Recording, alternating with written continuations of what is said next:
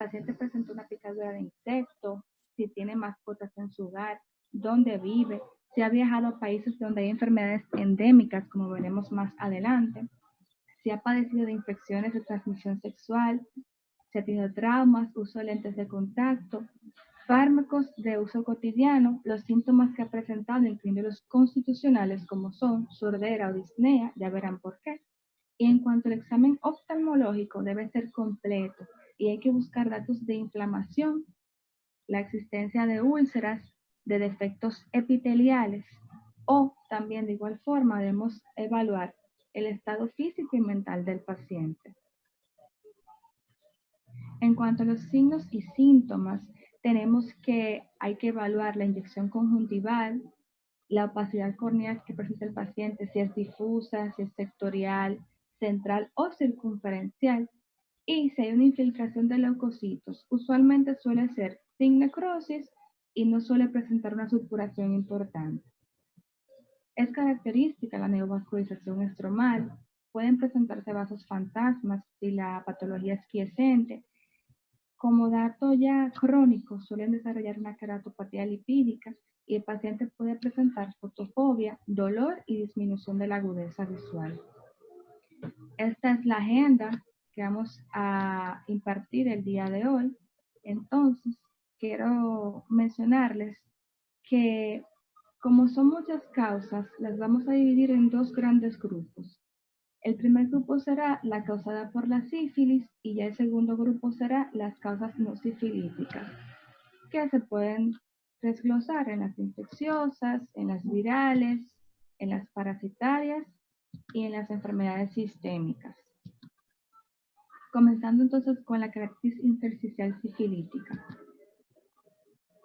Lo primero es que es una queratitis estromal y que este es el signo más común de la sífilis congénita de tipo tardío. Suele presentarse en pacientes en edades de 5 a 15 años y las femeninas son las más afectadas. Se habla de una influencia hormonal. Se dice que el trauma puede estimular la aparición de esta patología, incluyendo lo que son cirugías oftálmicas. De igual forma, se ha dicho que el mecanismo de acción suele deberse a una reacción inmunológica. Esto es porque como el treponema se enlaza, por decirlo así, con las células fibroblásticas del componente corneal, el cuerpo, buscando atacar los anticuerpos fosfolipídicos de la membrana treponémica, va a terminar haciendo una reacción cruzada con los lípidos corneales de tipo fosfatidilglicerol y la fosfatidilcolina. En cuanto a la manifestación clínica de la sífilis de tipo congénito, tenemos que la queratitis estromal va a afectar principalmente la córnea superior y el estroma profundo. El haze endotelial que puede aparecer suele ser previo al establecimiento del cuadro querático. Se dice que según va progresando el cuadro, podemos llegar a un estadio de queratuveitis y un edema inflamatorio que suele darle a la córnea un aspecto de vidrio esmerilado. Los infiltrados epiteliales pueden aparecer, o sea, podemos encontrarlos y suelen ser a nivel estromal. Estos adoptan una forma curvilínea que se le denomina como queratitis parenquimatosa anular o lineal migrans.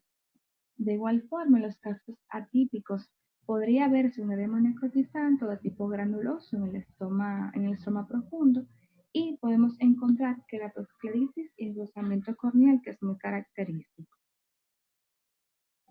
Acá podemos ver una primera fotografía donde vemos la infiltración estromal a nivel superior, como bien se comentó. En la segunda foto, a su derecha, podemos ver los 3 estadios en cuanto a la neovascularización.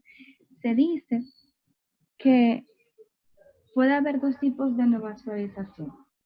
Va a haber un tipo superficial y un tipo profundo. El tipo superficial va a depender mucho de la circulación limbal y el tipo profundo va a depender de las pilares anteriores. Si es superficial, como podemos ver a la foto a la izquierda, se dice que la infiltración de los vasos es de tipo fascicular o que va a afectar por sectores de forma arborácea. Y cuando ya es profunda, podemos ver que adquiere una forma de pan. Esto le va a conferir esta gran vascularidad a la córnea, lo que se llama una córnea en rojo ciruela. De igual manera, en cuanto a los tipos de uveitis que podemos tener en estos pacientes, van tanto de la anterior, intermedia como posterior. Ya si es posterior, se dice que la coriocapilar se va a afectar de una forma multifocal y que va a provocar atrofia de la misma. Se van a producir un parchado en el epitelio pigmentado de la retina y se le dice que adquieren forma de espículas óseas, como podemos ver acá.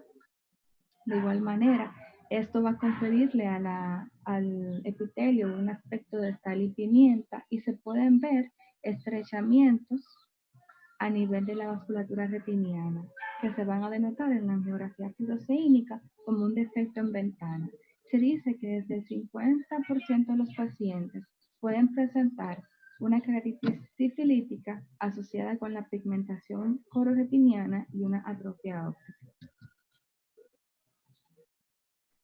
Las keratitis pueden ser bilaterales en su mayoría, en el caso de las congénitas, y se dice que en caso de presentarse de manera unilateral, antes de los 3 meses de progresión del cuadro ya está afectado el segundo ojo.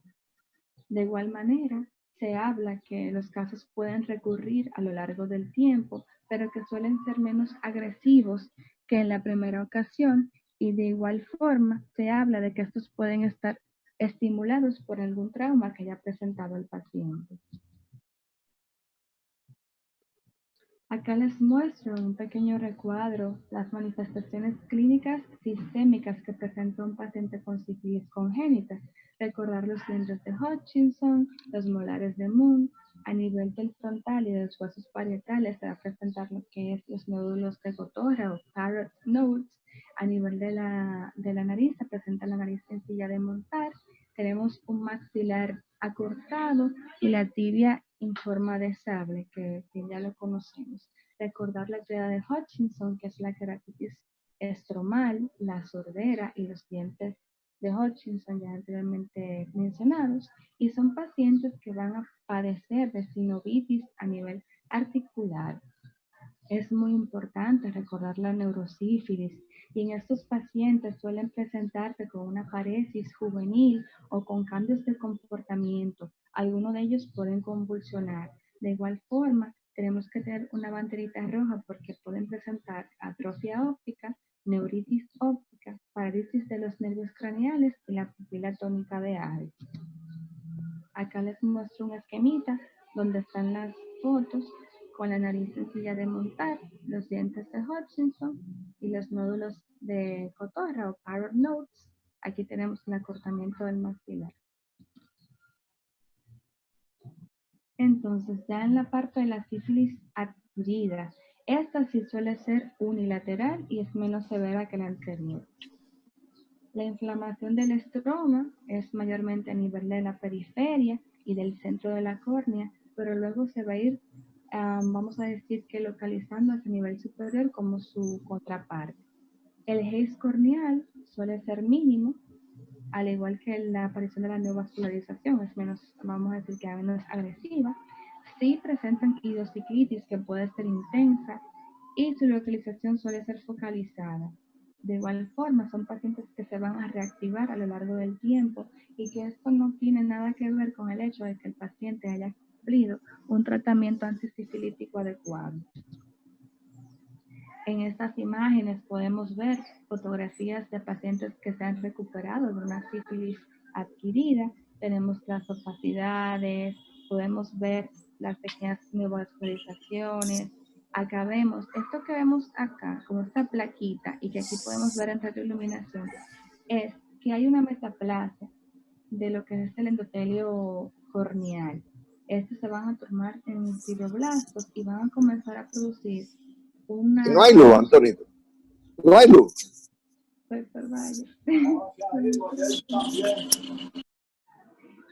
En cuanto a lo que es el endotelio, como bien se comentó, hace una metaplasia, entonces se convierten en fibroblastos y al reaccionar con la capa de este, ellos comienzan a producir más colágeno y van a hacer que la DSM como que se arrugue y forme estas pequeñas redes que se pueden ver.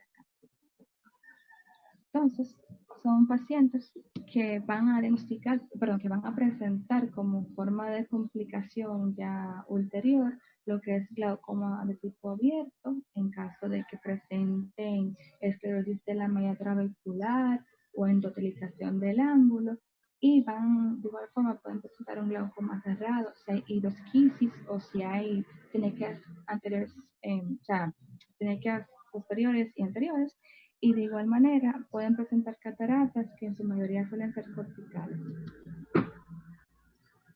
En este esquema que les traigo acá es el diagnóstico, cómo se va a realizar.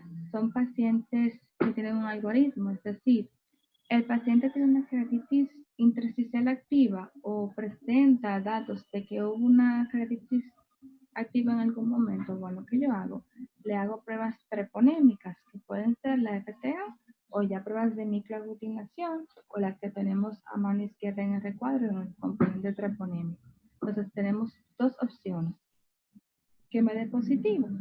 Entonces yo voy a, vamos a decir, a confirmar con el paciente si realmente hubo historia de algún tratamiento antisifilítico o si el paciente en algún momento presentó neurosífilis, algún signo que me pueda, vamos a decir, confirmar.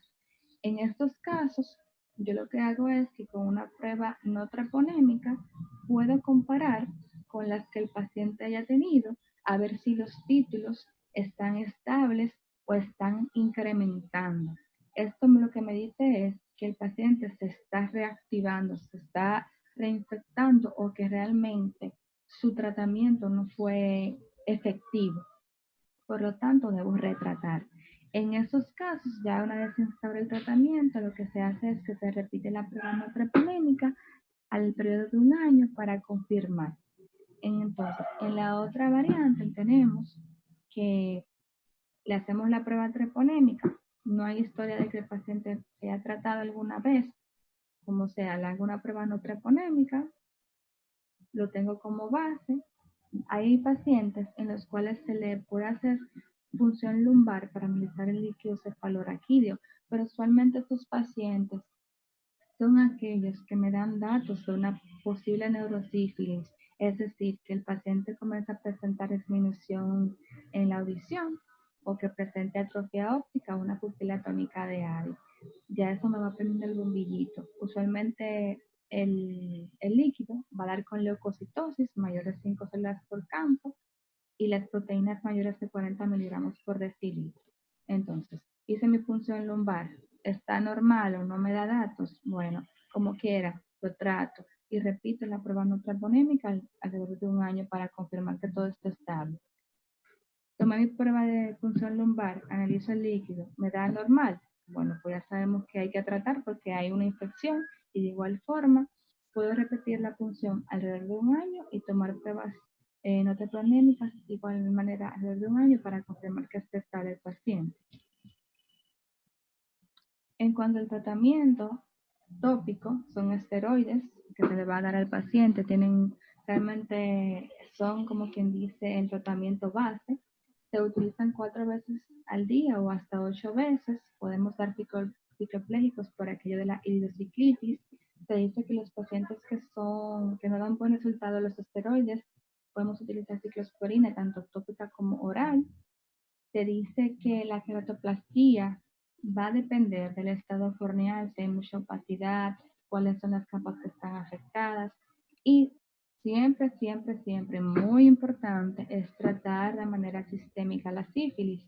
Va a depender mucho de si es congénita o si es adquirida y en qué estadio está, pero la literatura habla de que la mayor parte de los casos se va a tratar con el esquema de una sífilis tardía, que serían estos dos de acá, aunque esta es más bien para neurosífilis. Recordando la benzatínica de 2.4 millones de unidades que se pone intramuscular una vez a la semana durante 3 semanas consecutivas. Ya entonces entrando a las terapias iniciales de tipo no sifilítico, vamos a comenzar con las que son de tipo sistémico, que es el síndrome de Cogan. En cuanto a su epidemiología, son pacientes de 30 años, alrededor de esto, son caucásicos y suelen ser femeninas. Esta patología tiene dos formas de presentación, una típica y una atípica. En la típica, la queratitis intersticial no es infecciosa, suele ser aguda, el paciente presenta tinnitus de tipo bilateral, hay sordera neurosensorial y el cuadro vestibular que presenta es muy parecido a una enfermedad de Meniere. Son pacientes que de un 60 hasta un 80% pueden evolucionar a lo que es ceguera y sordera total. Ya en los casos atípicos, el 50% de ellos suele asociarse a enfermedades reumatológicas, como suelen ser la poliarteritis nodosa, la reumatosis de Wegener, podemos tener la artritis reumatoide, la enfermedad de Crohn, sarcoidosis, el coxcoya-naviarada, y enfermedades sistémicas de tipo vascular van a estar dentro de un 15 a un 20%. Es importante recordar que la poliarteritis nodosa va a aumentar el riesgo en estos pacientes de hacer trombosis del seno cavernoso. Y como el tratamiento principal es la inmunosupresión del paciente, aquellos pacientes las embarazadas o aquellos que tengan una patología que ya de por sí esté inmunodeprimiendo, hay que tener ojo con eso. Las manifestaciones clínicas, de igual manera, a nivel sistémico, pueden tener fiebre, cefalea, diarrea sanguinolenta, artralgias y mialgias, y suele asociarse mucho a un cuadro respiratorio superior que suele anteceder a la patología ocular. De igual manera, el paciente puede presentar tipos de inflamación ocular como es la conjuntivitis, la epiescleritis, la escleritis y las uveitis. Podemos tener inflamaciones orbitarias, tendonitis y de igual forma exoftalmos. Acá podemos ver unas fotografías de cómo se ve. Usualmente la patología tiene una infiltración de tipo parchada y afecta el estroma medio. La neovascularización suele verse que va desde el limbo y va formando parches y su color suele ser asalmonado. El paciente puede tener iritis o hemorragias subconjuntivales y ya a nivel tardío podemos ver la cicatrización corneal y la presencia de vasos fantasmas. Acá tenemos otras imágenes, ya este es un cuadro más incipiente, aquí se puede ver cómo va entrando el vaso.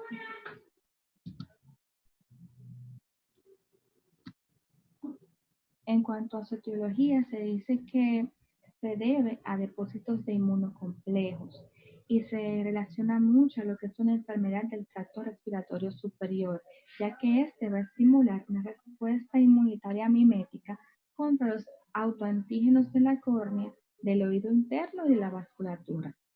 Dentro del diagnóstico diferencial, el principal es la sífilis congénita y luego van las enfermedades reumáticas. ¿Qué es la diferencia de la sífilis? Bueno, que la sífilis es lenta e insidiosa, el Cogan es agudo. En la sífilis se afecta más la parte limbal, como bien se mencionó, la córnea superior, y en el Cogan tiene la característica del parchado.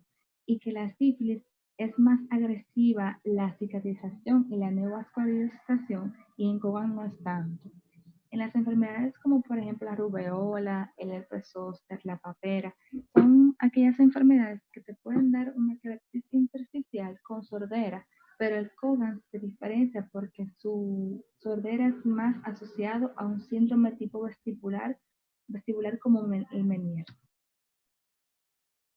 Podemos realizar hemogramas completos con su diferencial, PCR o eritro. En el hemograma vamos a tener eosinofilia, en la sedimentación va a estar muy elevada, evaluamos la parte del riñón, creatinina, la orina, hacemos pruebas treponémicas, como bien se dijo, hay que descartar la sífilis, títulos del Epstein-Barr, enfermedad de Lyme, tenemos los anticuerpos a tipo ANCA, tenemos el PPD para la tuberculosis, el factor reumatoide, y se habla de que en estos pacientes podemos hacer una resonancia magnética para evaluar el oído interno, recordando aquello de la sordera neurosensorial. En cuanto al tratamiento, se habla de los esteroides tópicos, suelen ser el acetato de prednisona, una vez al día, una gota cada 1 hora, y los esteroides también se pueden utilizar de forma sistémica para tratar más la sordera neurosensorial. Suele ser 1 a 2 miligramos por kilo por día, en dosis reducción semanal en un curso de 2 a 6 meses. Para manejar la iritis se dan cicloplégicos y es un paciente que va a estar tratado en conjunto con reumatología porque debe utilizar una terapia inmunosupresora como la ciclosporina o la ciclofosfamida o cualquiera de los agentes que pueden ver acá en la exposición, y la queratoplastia penetrante y el implante coclear se va a dejar ya para casos muy severos. Entonces, continuando con las infecciosas, tenemos a la tuberculosis, ya sabemos que es causada por el Mycobacterium tuberculosis. La queratitis suele verse más en el tipo sistémico y representa 0.12% de los casos de las queratitis intersticiales.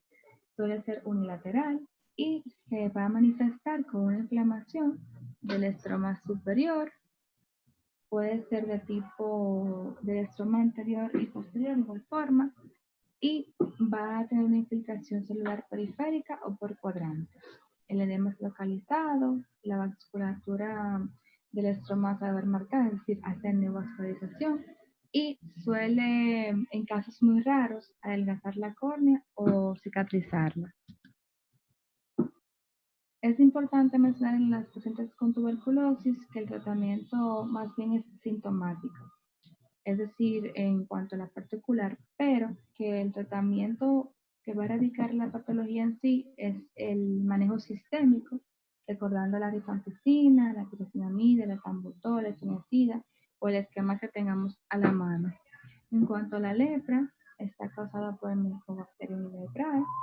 Es un microorganismo intracelular que afecta tanto a la piel como a los nervios periféricos y suele tener dos tipos: la lepra lepromatosa, que afecta a los CD8, y la tuberculosa, que afecta a los CD4. La primera afecta tanto ocular como a nivel cutáneo, y se dice que este microorganismo tiene una predilección por los tejidos fríos como la córnea, es decir, aquellos tejidos que no haya tanta, vamos a decir, circulación de competencia antígeno-anticuerpo, o sea, que no haya tanta respuesta inmunitaria. En cuanto a la manifestación clínica, la tenemos por orden. La primera es la keratopatía epitelial punctata, la segunda es la hipoestesia corneal, luego alpanos, el involucro de los nervios corneales, la queratitis y ya en último lugar, con un 3%, la queratitis intersticial. Es muy importante recordar que a los pacientes que presentan nervios corneales engrosados debemos descartar que no haya la presencia de lepra. Son muchas las causas de los nervios engrosados, pero esta es una de ellas. Entonces, eso le va también a dar pronóstico al paciente, el compromiso de los nervios. Se dice que el tratamiento son esteroides tópicos y se debe tratar de manera sistémica con dapsona de 50 a 100 miligramos o de clofamicina de 100 miligramos, y se puede combinar estos dos medicamentos con 1 a 2 miligramos por kilo de rifampicina o de fluoxacina o de minoxiclina. En cuanto a la enfermedad de Lyme, no es muy característico en nuestro país, pero es bueno mencionarla. Sabemos que es por la viruela Burgdorferi. Hay 3 estadios. El primero es más bien un cuadro gripal con la lesión cutánea característica, la eritema migrans. Ya la secundaria es más afectando a nivel neurológico, a nivel cardíaco, reumático. Y la última, que es la terciaria, es más la afección ocular. En cuanto a su manifestación clínica, suele tener un patrón intersticial, es bilateral, y las opacidades estromales suelen ser de tipo nebular y tienen poca definición. Podemos ver lo que son la vascularización, neovascularización, precipitados queráticos, y el edema estromal que se presenta es muy raro. El tratamiento se dice que es a nivel ocular son los esteroides tópicos, y a nivel sistémico podemos utilizar doxiciclina de 100 miligramos 2 veces al día, o amoxicilina con clavulanato de 500 miligramos o ceftriaxona. Estos se pueden utilizar tanto cada 12 horas como hay literaturas que lo mencionan 3 veces al día. Ya pasando a la parte de las parasitarias, estas las voy a mencionar porque tienen una importancia endémica y en este webinar participan personas de diferentes países. Entonces, la primera es la campamoeba. Es un protozoario cosmopolita. Son pacientes que suelen utilizar lentes de contacto o que han tenido contacto con agua que ha estado contaminada. Se dice que estos pacientes van a presentar un dolor desproporcionado a lo que estamos viendo a nivel de la córnea. Ellos de igual forma presentan pseudodendritas que pueden asemejar a una queratopatía por herpes. Suelen ser pacientes que el protozoario les puede llevar a tener un melting corneal, en especial en la periferia. Tienen lo que se llama una queratoneurosis radial, que es esa inflamación de los nervios. Suelen tener una epitelopatía superficial temprana, que es un oscurecimiento del color gris que se va a ver en el epitelio. Y pueden presentar ese edema estromal temprano con nevascularización y lo que se llama un infiltrado en forma de anillo a nivel posterior. En el día de ayer, en el día que estaba impartiendo en Córnea de Córdoba, el doctor Guillermo Mezcua decía que ya esa presentación del dolor, vamos a decir, desproporcionado, no era tan frecuente, sino que estos pacientes podían llegar con dolor, sí, pero que también teníamos que tener en cuenta que aquellos pacientes que estamos tratando por herpes, que no mejora y que el tratamiento es el adecuado en el tiempo que va y no hay mejoría, tenemos que tener un bombillito que nos diga que tal vez podemos tener una campamoeba que está siendo enmascarada. Y también se está hablando de lo que es la fotodinamia con la rosa de Bengala, como si fuese un tipo de crosslinking. Ya continuando con la campamoeba, en estas imágenes podemos ver los quistes en el estroma. Aquí tenemos la epiteliopatía que les mencioné con el color grisáceo y los infiltrados estromales. Aquí podemos ver la queratoneurosis radiada, la nevascularización, ese anillo infiltrativo que les mencioné y el melting corneal. En cuanto al diagnóstico, se hace por tinción de Gram o Yemsa. El doctor Amezcua mencionaba mucho el blanco de calcofluor que se hace en su laboratorio en Bascom Palmer. Podemos utilizar el PCR, la biopsia corneal. Y en cuanto al tratamiento, él mencionaba mucho la clorexidina que se está utilizando y la están combinando con otro medicamento que les voy a dar el nombre en un momentito. También se puede utilizar lo que son la neomicina, los triazoles y los demás medicamentos que el doctor Bordas mencionó muy bien en su presentación pasada. El medicamento que se está, vamos a decir, tratando como nuevo es la miltefosina. Se hablan de algunas 26 pastillas que se están utilizando como dosis. Y en cuanto a la clorexidina, están también de igual manera combinándolo con lo que es la propamidina, que se le conoce como nombre comercial, el Brolene. Es importante en estos pacientes utilizar antiinflamatorios orales, el cual va a ser para manejar el dolor. Hay que desbridar el epitelio, el estroma que está afectado y la queratoplastia se deja ya para últimos casos.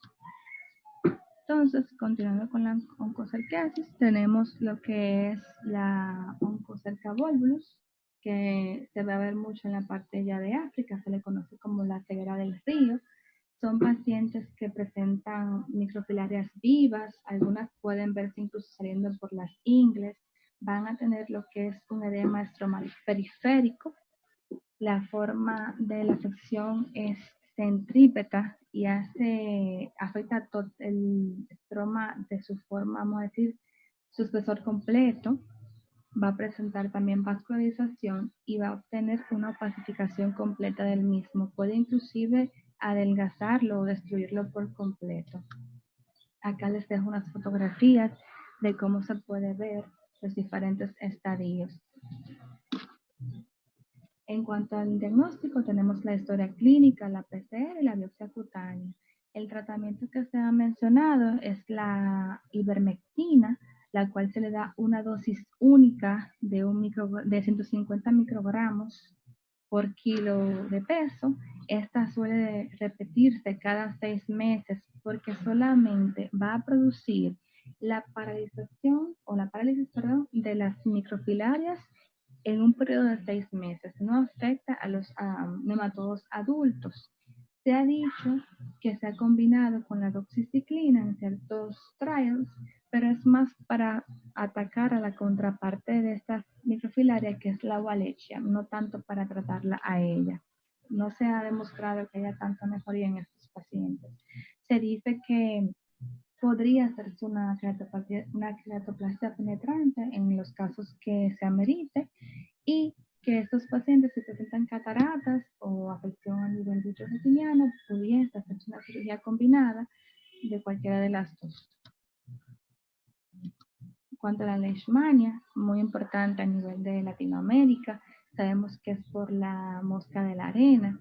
Entonces, estos pacientes van a tener una queratitis intersticial de tipo focal o difuso, la neovascularización es bien profunda, pueden tener un adelgazamiento posterior y podemos encontrar a nivel de los granulomas inflamatorios la presencia del microorganismo.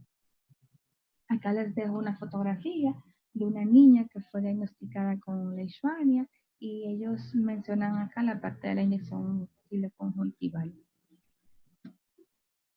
En cuanto al diagnóstico, lo hacen por GEMSA, la reacción de Wright o de Leishman, PCR. Hay un medio que se llama el medio de Novi, McNeil y Nicole, la biopsia cutánea y ya por ELISA. Se habla de como tratamiento de los... Va a depender mucho del tipo de leishmaniasis, recordando que podemos tener la cutánea, la visceral y la mucocutánea. Entonces, si es cutánea, se habla de un tratamiento sistémico con lo que son antimonios pentavalentes.